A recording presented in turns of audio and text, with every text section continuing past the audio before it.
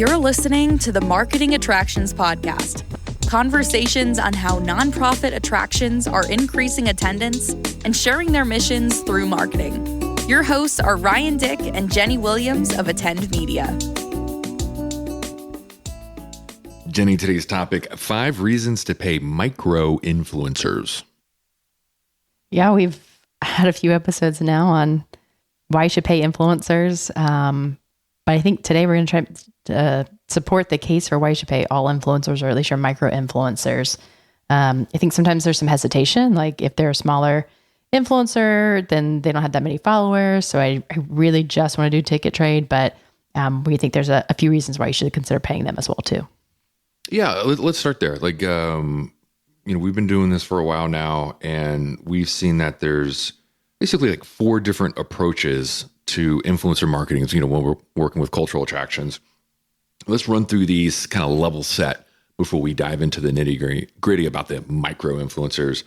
So this first category is like a media night. What are you talking about there?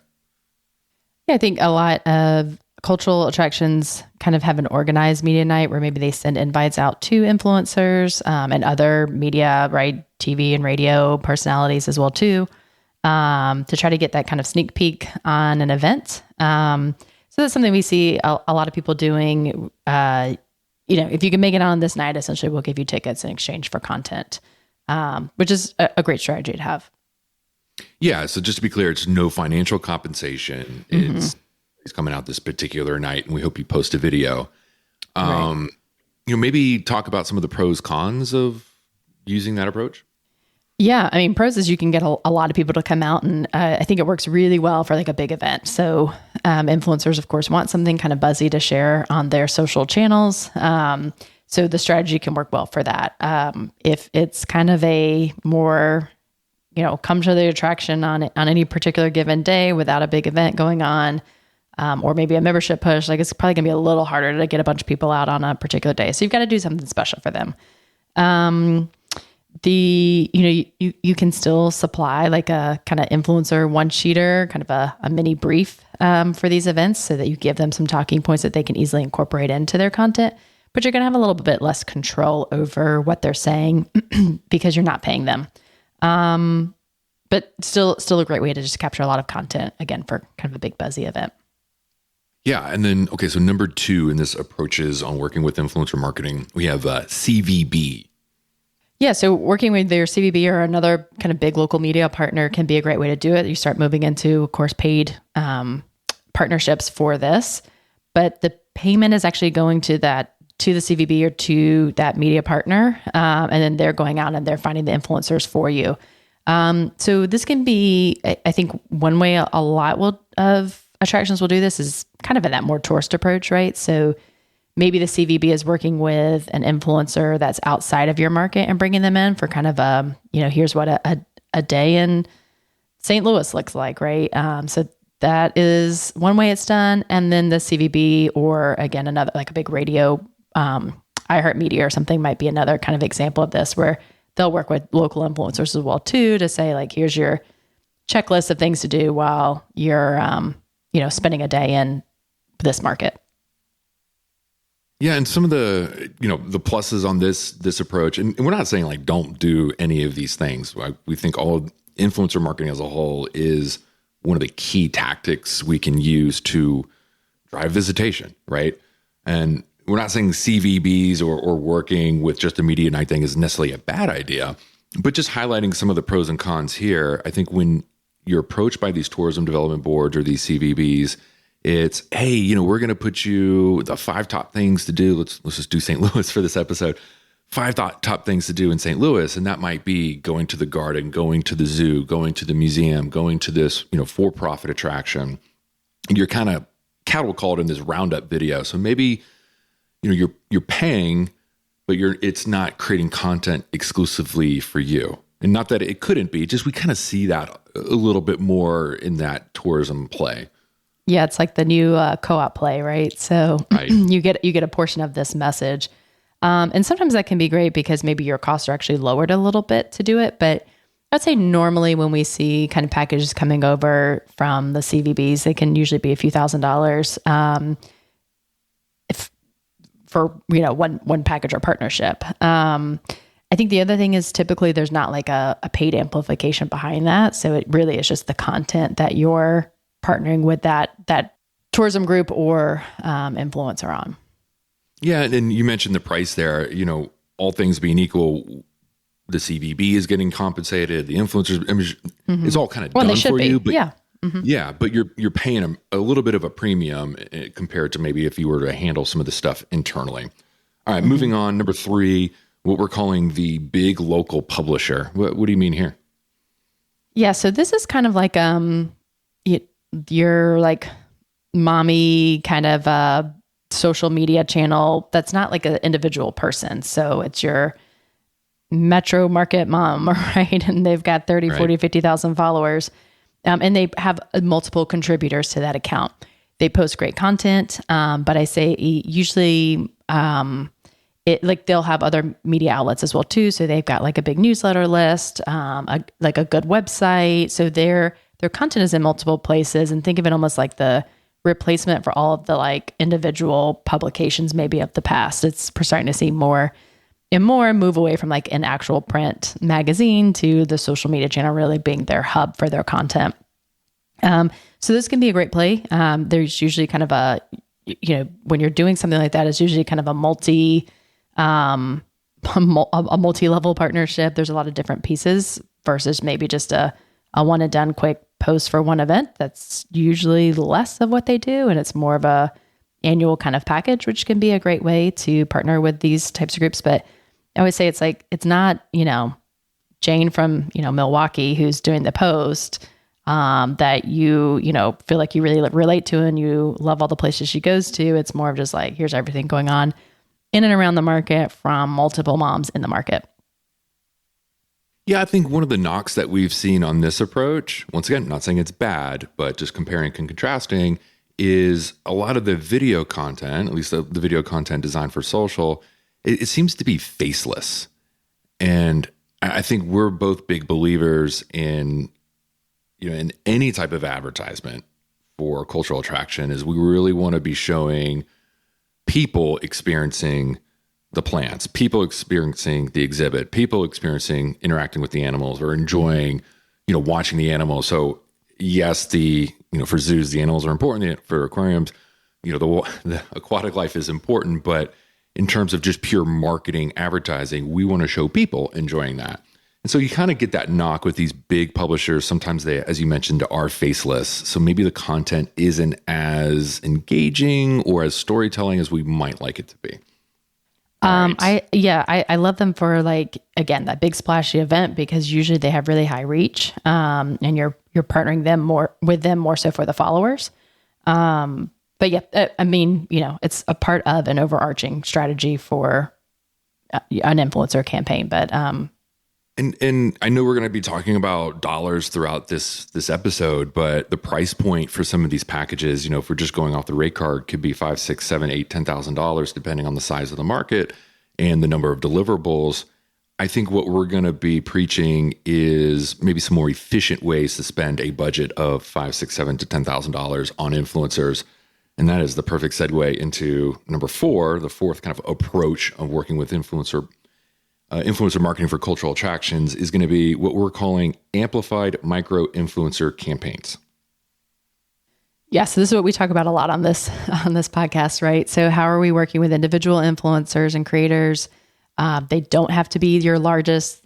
We work with some with a few thousand followers to 10, 20, 30,000 followers, right? Somewhere in that range, oftentimes we find is a sweet spot, and it's a sweet spot for a couple of reasons. One, it usually is a person who has built a relationship with their followers. So you get these really kind of nice, personalized, really authentic stories. They're touching on things like, did you know there was a splash pad here? Or you've probably never seen this. My kids are obsessed with climbing on this tree that you're allowed to in this, zoo or garden. And it's like those little things that you're just not going to get from one of the like bigger publishers in the market, because they're trying to create, the larger ones are trying to create that quick 15-second, really splashy, draw as many viewers as possible. And the smaller ones are typically trying to tell you a story about their experience And, we find that oftentimes, especially for cultural attractions who have have a story, right? Beyond just the excitement, it's the mission, the membership, everything that, that you're supporting as well too, can more easily be pulled into these stories. And all these little moments can be in that video versus just, look at the splashy event. So it's great to have a little bit of both, because obviously the big splashy event that's going to get you views is going to, help drive awareness of your attraction. But when we talk about amplifying these smaller kind of micro influencers, we start getting this more authentic content in market.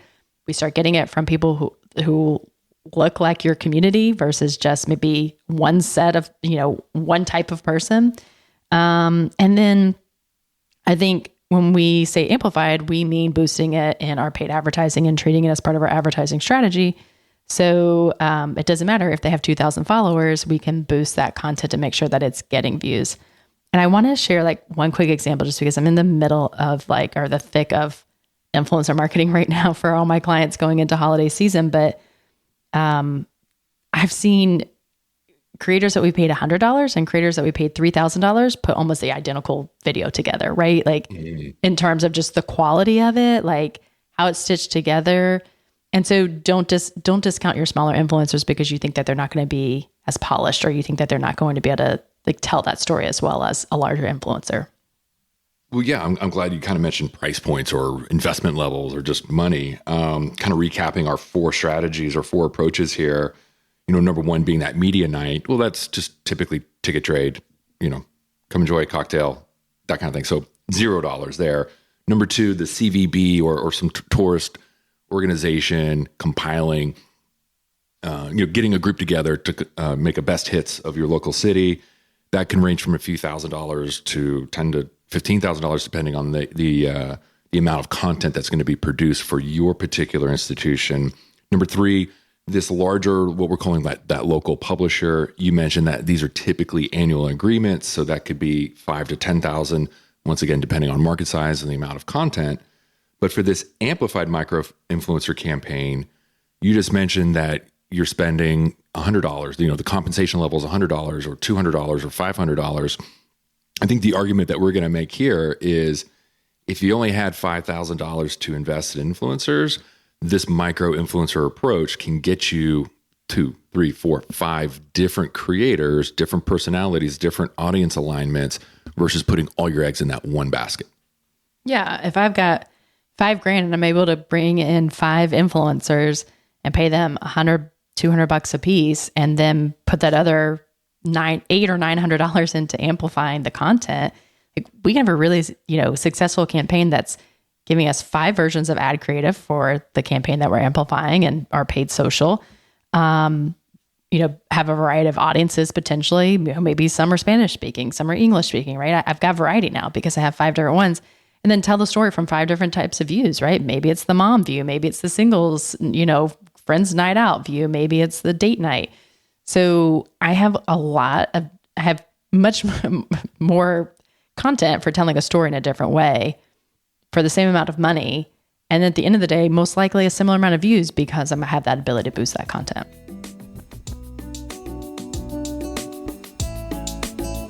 You're listening to the Marketing Attractions Podcast, conversations on how nonprofit attractions are increasing attendance and sharing their mission through marketing. Your hosts are Ryan Dick and Jenny Williams of Attend Media. Attend Media is a media planning and buying agency specializing in zoos, aquariums, gardens, and museums. For more information, please visit attend.media. Now, back to Ryan and Jenny. All right, Jenny, so we kind of touched on a bunch of this already, but let's go through these 5 reasons to pay micro influencers. Number 1 on the list, you can collaborate with who's not coming. All right. Yeah. Unpack that for us. Just like we were talking about, diversifying the audience when it comes to influencers and who you're trying to speak to in your market. I can't diversify my audience if I'm only working with one big influencer in a market. So working with smaller influencers gives you that ability to work with multiple influencers, multiple backgrounds, multiple stages of life, right? And I think kind of comparing this back to like a media night or something, when you're sending invites out, you might find a lot of the people who are accepting the offer, who are saying yes, all kind of are the same type of influencer, the same type of person, right? So again, the zoos you're probably going to be really good with those moms raising their hand and saying, yep, I'll come. But are you getting the, cool local young influencer who's able to introduce the zoo to an audience that isn't coming yet? So that's probably one of the best things about doing some of this outreach and paying influencers is you get a little bit more flexibility in who you're inviting and making sure the people who aren't coming on a daily basis can be invited. Well, you said it right there. The key to this amplified micro influencer strategy or approach is outreach, right? Mm-hmm. So when you're working with a marketing team, you're identifying the growth audiences, which, for zoos is usually not the moms with strollers, or for gardens, it's usually not the 55 plus retired crew, right? You're saying, okay, let's take the garden, for example. I want more ethnicity in my garden. I want a younger crowd in my garden. I want people to come from 20 miles, whatever that audience is. We're starting with the audience first, and then we're filling in the influencers who align with that audience versus being reactive and waiting for the CVB or the mom blog or the media night people to come to us. Mm-hmm. And, why do we need to pay them, these micro influencers that, are Spanish speaking and we want more of the Hispanic community in our group? It's if we were to reach out to this Spanish speaking influencer and say, hey, I'll give you 2 tickets and $100 to come out, or $200 or whatever that price point is, it just seems like it's so much more of a fantastic opportunity. The chances of them saying yes, I don't have stats on this, but I mean, think about it. If you got $100, $200, $300, or whatever it is, like the excitement level is there. We got to understand that we want these people. We're prioritizing these people to come in. Yeah, and I think as we talk about kind of some price points and things, $100, $200, I think can be a fair price for certain influencers. Some are just never going to come out and partner with you at that rate. So there's no like golden rule anymore for what's the right price to pay an influencer, other than what's the price you're willing to pay an influencer, right? So just know if you're offering 200 and they're telling you 2,500, you're probably pretty far off, and you're not going to negotiate in the middle. So they're either coming down to you or you're walking away, right?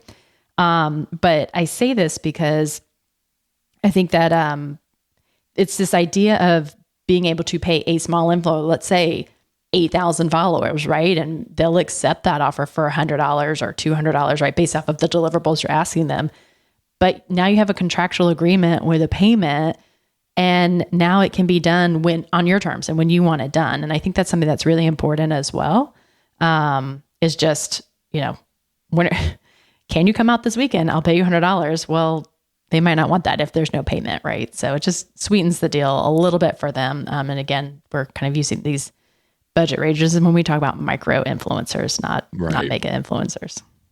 I just want to make sure we're not burying the lead on this particular point, though. I think this is more about prioritizing who you want to work with, and the priority should be on people who are not coming already. They're not the ones already knocking on your door. They're not the ones who, when you look out on your campus, it's like everybody kind of fits this mold.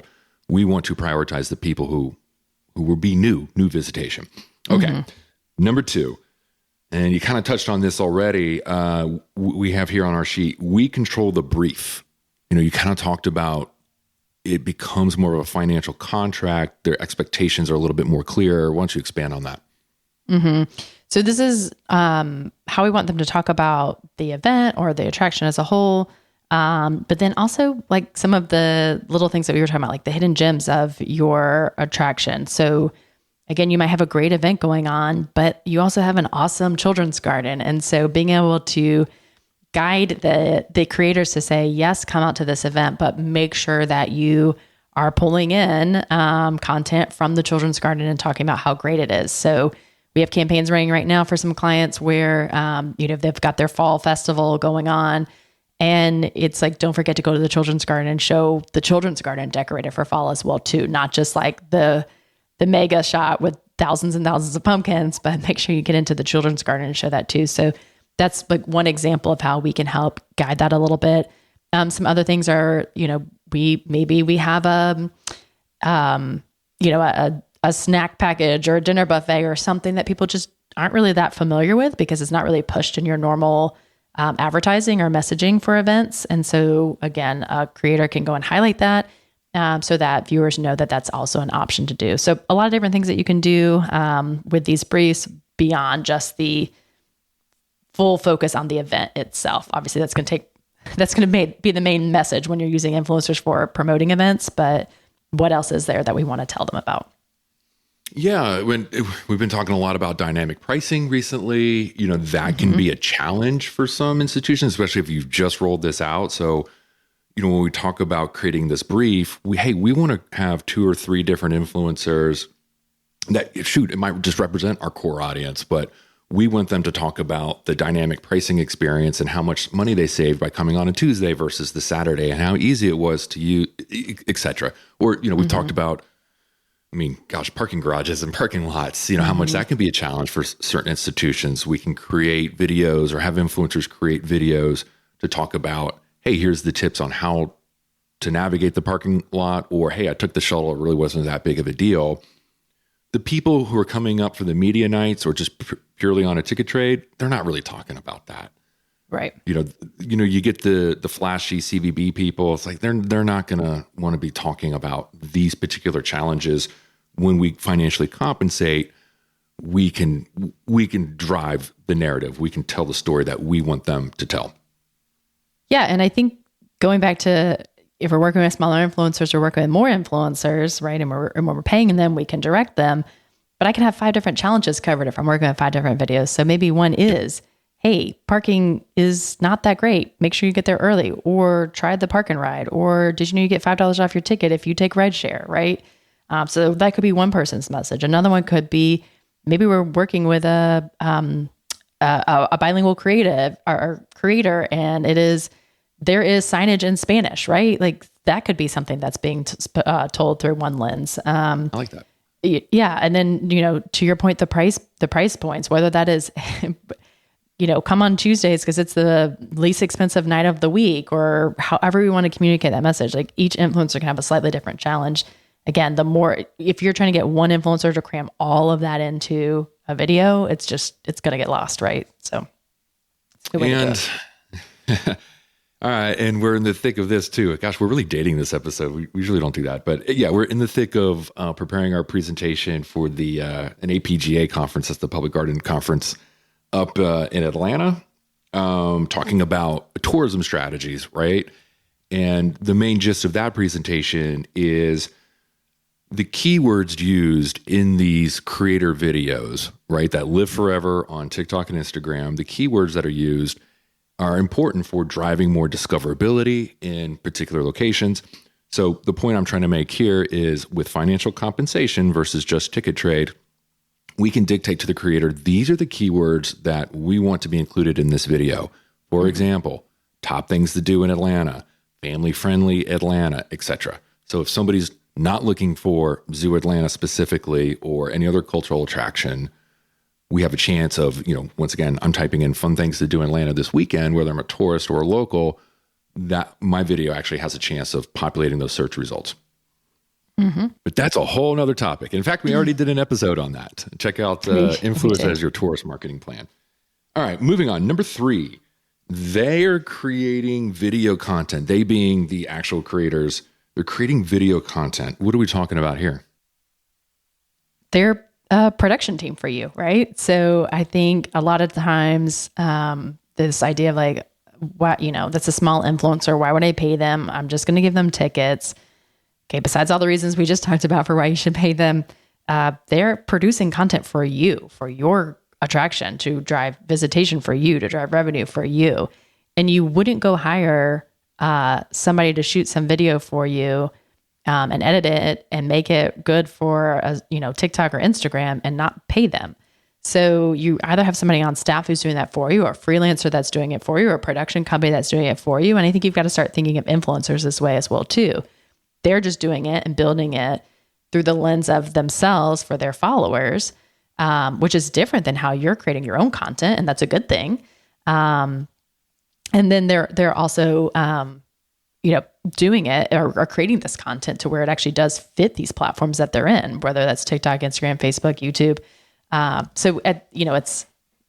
You're getting something that's already ready for the social platforms versus just getting video that's probably maybe more geared or could be more geared towards a general video channel that really isn't going to be the best performer within a social channel. So don't, even though it's not the most polished creative it is creative that's built for these social platforms where more and more attractions are investing more of their dollars. Yeah. And it's video, right? It's not a blog post. It's video. And I get it. It's 2025. Video is not that everyone's got a video production device in their back pocket, but I think the idea of having more and more video about your visually appealing attraction is a huge plus. And then to your point, Jenny, I think a lot of institutions wouldn't bat an eye on spending $25,000, $30,000, $50,000, especially the larger ones, on creating this beautiful brand spot, right? That's going to run on TV a little bit, and then here we go. But it's like, oh man, I'm not going to pay that guy $250 to come out and shoot a 60-second commercial. It's like, I get it. They're not the same. But if we talk about value, $25,000 versus $250, I think the $250 is extremely well spent. Mm-hmm. But I will get off my high horse about brand spots. All right. Number 4. Okay, this ambiguous term, storytelling. Reasons to pay micro influencers. Number 4, storytelling. What are we saying here? Back to kind of the last piece that we were talking about, they're creating video for you, right? But they're creating video that tells a story. It tells a story about your event. It tells a story about your hidden gems. It tells a story about your mission, why you should be a member. There's all kinds of things that they can talk about in here that you're just not going to get in a billboard, or you're not going to get in a banner ad. And quite frankly, you're not really going to get in a lot of the content that's being produced in-house or by a creative team for social channels, because oftentimes it's a video meant, like the videos that you're creating for advertising look like they were created for advertising, right? Versus these reels and TikTok videos that influencers are creating that don't look like advertisements. It is the experience of what am I going to get when I walk through this, enter into this attraction for this exhibit. What am I going to see? And I think, speaking as like a consumer, when I get ads for events, for cultural attractions and social, I'm always like, but what is this?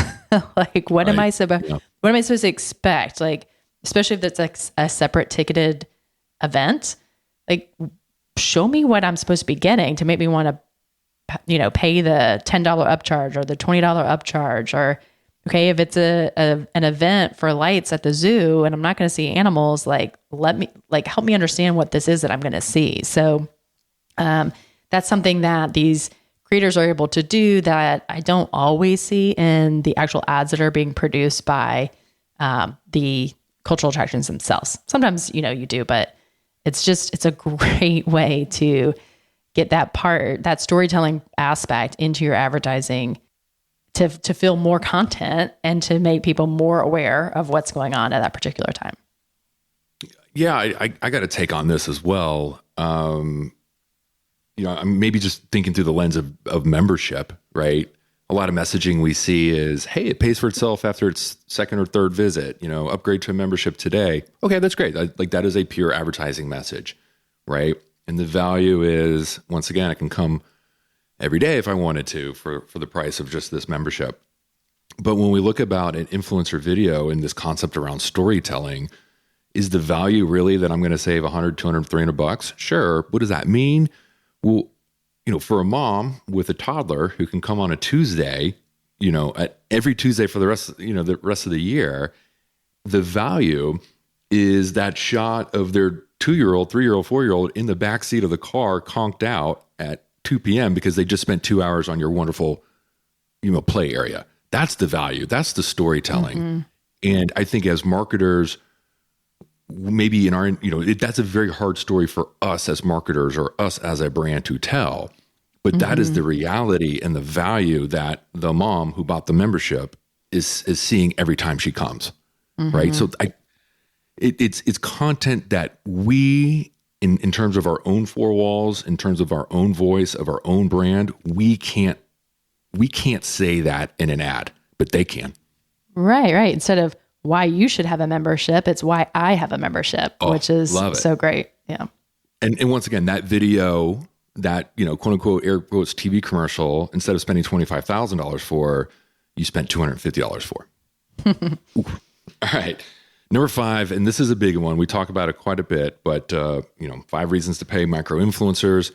Number 5, ad codes. Break it down. What's an ad code? Well, this is the amplification part, right? So, oftentimes, yes, you're right. A micro influencer might come for free.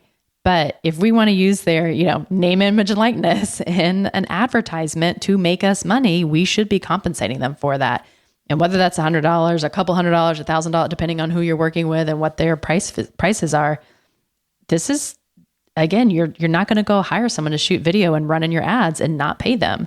And I think that's the way you have to start looking at creators as well too. So worry less about the follower size, worry about the actual deliverables that they're giving you, and then boost it in your actual ad platforms. I think one thing that I see consistently across the board is typically we don't get enough video content for the length of an entire campaign. So a lot of events are, let's say a 2 to 3 month run, and you get that one set of creative at the beginning and then it's done. Or if I have creators coming through, I might have 5, 6, 7 different creators I'm working with that can help fill that creative funnel, take burden off of your own internal team. Or again, what are you paying an ad agency to create this content for you, right? Can that creator create content cheaper? And it's not that one's better than the other. It's just that all of this should work together. And if you're kind of finding yourself in we don't do TikTok because we know our audience is there, but we don't have creative for it, you should be working with creators. If it's, we tend to run more heavily on Facebook because we don't have a lot of video creative to run in Reels, and that's where the performance happens, you should be working with creators, right? So the creators can help fill your ad content strategy, and this frees you up if you're boosting this content and you're getting those ad codes because you're paying for the rights to use this content from your influencers. You're going to be able to boost, promote, and amplify this content to drive the views, to drive the engagement, to track the ticket sales. So, this is what's going to allow you that ability to actually measure the campaign, measure the performance. See, did influencer A work better than influencer B? Find the insights to say, wow, when we work with Spanish speaking influencers, like our TikTok goes through the roof in terms of the views and the engagement that we get. And we're seeing an uptick in our Hispanic visitation because this is our strategy for bringing in this audience, right? So you can start pulling those insights out because you have real reporting going on versus just, we worked with a bunch from Ticket Exchange, but we really don't have a good aggregate of what actually happened. Or maybe we do from a view standpoint, but not from a ticket sales standpoint, like we might see with our amplified content and paid social. So bringing it into the ad campaign, bringing it in as content allows us to measure it like advertising. Yeah. I mean, I know a lot of times you're using influencer content to supplement content that's created in-house or created by a creative firm. You kind of talked about content wear out, right? Maybe you're getting 1 or 2 assets for a 2 to 3 month campaign. If anybody's run a paid social media campaign in the last 6 weeks, or the last year or so, that one piece of creative is going to hit its frequency cap pretty quickly, right? And the platforms don't want to show stale content over and over and over again to the same audience. So with a limitation on the different varieties or variations of the creative, that's where micro influencers can step in and provide that, more robust assets. And also, I just want to make sure we're hammering this point here. We can run the creator content with the brand content simultaneously, right? And you mentioned like a 2 to 3 month flight. Well, what if we start seeing some optimization opportunities to say, hey, this creator content or the Spanish language content on TikTok is really driving performance. We have to have those ad codes in order to run a campaign in that setup where we can track that back to ticket sales, whether it's a direct click or a view through attribution window, and saying, this is the type of creative, whether it's brand, Spanish, creator created, that is actually driving the best results for this particular campaign, this event. All right. So I'm going to put you on the spot. Yeah. I'm going to put you on the spot a little bit. Give me your ideal breakdown. You've got a campaign coming up. Let's say you had $10,000 earmarked under this quote unquote influencer bucket. We talked about maybe working with the CVB or maybe working with that big mom blog publisher in town. Tell me like kind of how you would break down that $10,000. Where would you be bucketing? How would you spend that money? Yeah, it's a good question. Maybe not just like, here's the golden rule for this, but I would say in general, I kind of like to look at it as I'm going to spend about half of that budget on actual creators and half of that budget on amplifying it. And it could be, I spend a little less than half, right? So maybe I get 6 or 7 influencers, for $5,000 or so out of that bucket. And then I'm promoting it with the other $5,000, or maybe I actually get them for like $2,000 or $3,000 because I just worked with all smaller influencers. So I don't have a single premium influencer or macro influencer in there. So generally for a campaign, I'm looking for at least 3 influencers to run. And we usually say 3 influencers per audience you're trying to reach. So for 10 grand and promoting it, you could get anywhere from that 3 to 5 range for influencers, 3 to 6 range for influencers. And again, this is just like actual net costs to these influencers, not any fees or anything that you might have to pay on top of that. But yeah, I would start there and then boost half of it with ads. So if I'm thinking of like, okay, I'm going to earmark about $1,000 per creator, maybe, there's $200 is going to their fee and $800 that's going to boost them. Right. So that's like one way you might be able to look at it to try to figure out like, how do you set that budget? What I don't want to do is pay an influencer $2,000 and then spend $200 boosting it. Right. So that's where I'd say it's like kind of flip flop there. But yeah, that's kind of generally 50-50 is what I kind of look for. Yeah. And maybe one other thing to look at, it's, hey, I've got the super duper influencer. They want $6,500, and I've only got 10 in there. So now I'm putting all my eggs in that one particular basket. That, I think we're preaching a diversification of your portfolio, if you will. It does take more work. You do have to do the outreach to make this happen. But this strategy of working with these micro influencers could help you fit your new audience, your audience growth goals, right? By finding smaller influencers that align with those audiences that you really want versus everything is that one big influencer who's going to reach a little bit of, just their particular audience. Mm-hmm. Yep. And nothing wrong with a big influencer. We love big influencers too. But yeah, for a lot, they're just out of range for an attraction to work with. Right. And once again, it could just be a one and done scenario. So, all right. I think the recap on this one is like, if we just start thinking about influencers as part of our advertising strategy, I think that's something that we've preached for the last 2 years on this podcast. It's not just a public relations play. It's not something that there's an opportunity to be proactive and reach, influencers that align with our audience. I like this idea of thinking about like actors, right?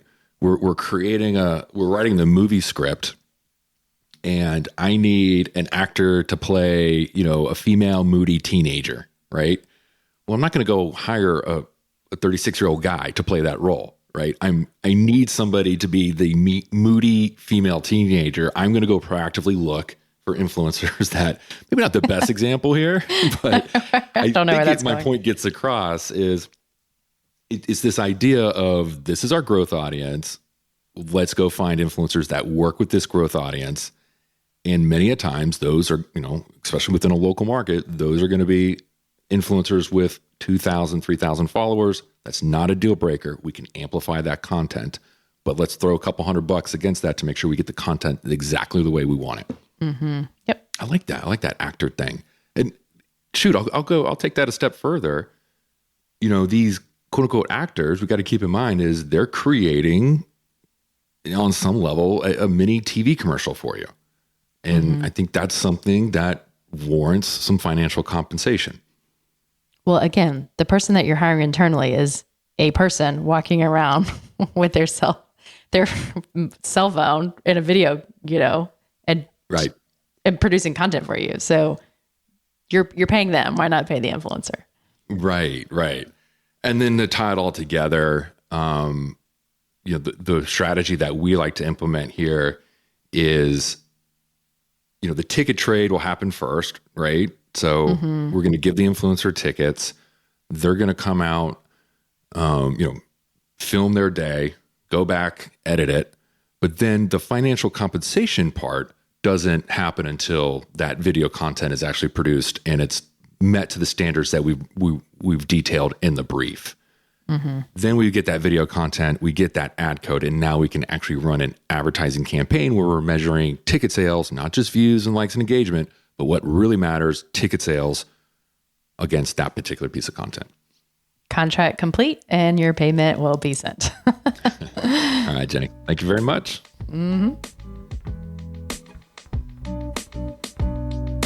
Thank you for listening to the Marketing Attractions Podcast. If you have a suggestion for a topic or would like to be a guest on the show, please visit our website at marketingattractionspodcast.com.